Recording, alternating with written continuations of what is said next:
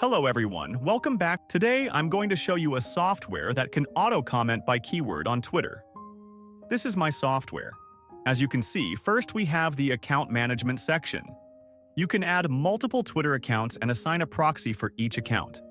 To comment by keyword, we go to the viral marketing section. There are many features here. Post tweets, join communities, tweet seeding. Seeding means you like or comment on any post you want.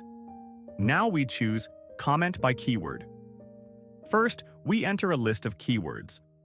Then set how many keywords each account will use and how many comments each account will do. You can choose to generate the content by AI using ChatGPT model. Just input the tone you want. Or you can upload your own spin content file. You can also tag users, add hashtags, like the post, bookmark, and retweet after commenting. After everything is set, just select the account and press Start.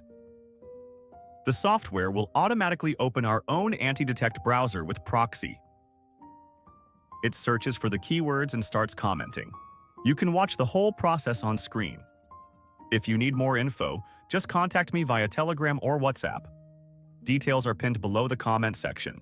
Thank you very much for watching, and don't forget to subscribe.